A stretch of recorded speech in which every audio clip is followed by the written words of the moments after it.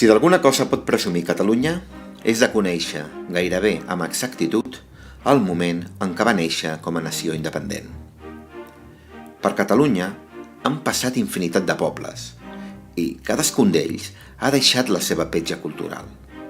Aquesta suma d'herències ens ha anat conferint el nostre caràcter com a societat. El que som avui és producte del nostre passat, però hi va haver un moment clau, al maig del 988. Carlemany, rei dels francs des de l'any 768 i emperador d'Occident des del 800, estava fins al capdamunt de les incursions dels musulmans en territori francès, provinents de la península ibèrica. Així, va decidir establir una franja militaritzada que protegís França i que anava des dels Pirineus fins al riu Llobregat.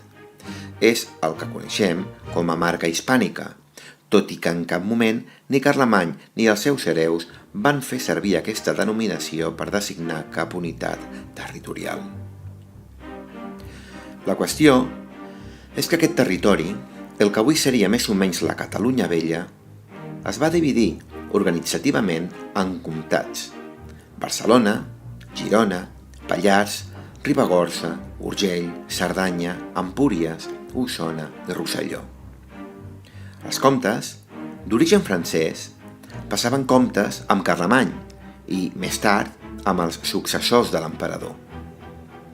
La qüestió, però, és que des de Guifré, al segle IX, els comtats passen de pares a fills, amb Barcelona aglutinant la resta de comtats. Amb el temps, l'arrelament a la terra va acabar sent més important que la dependència de l'imperi. França cada cop quedava més lluny i els comtes catalans perdien les arrels franceses.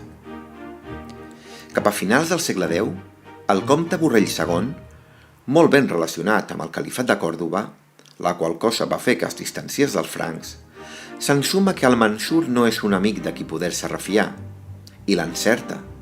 El Mansur passa com un huracà per Barcelona l'any 985, destruint i saquejant la ciutat, mentre el comte català demana auxili al penúltim rei carolingi, Lotari, a canvi de renovar ipso facto el vassallatge. Borrell encara ara espera que li arribi l'ajuda, i és que prou feina tenien els francs amb les seves lluites dinàstiques i guerres internes. Els francs van estrenar rei 2 anys més tard, Hug Capet. Al nou monarca no se li va acudir fer res millor que demanar ara a ell la renovació del contracte de vassallatge al comte català.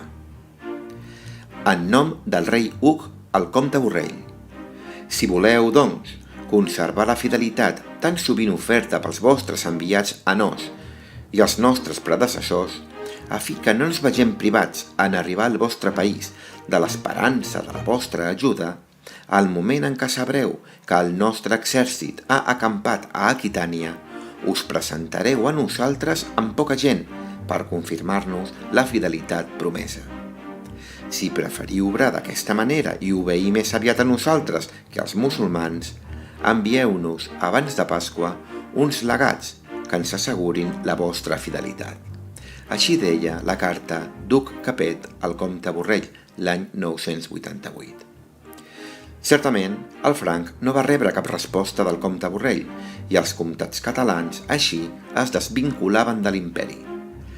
Val a dir que Hug Capet va entendre bastant de bon grat que els catalans ja no tenien res a veure amb els francs i que tenien el dret legítim a ser el que ells volguessin ser.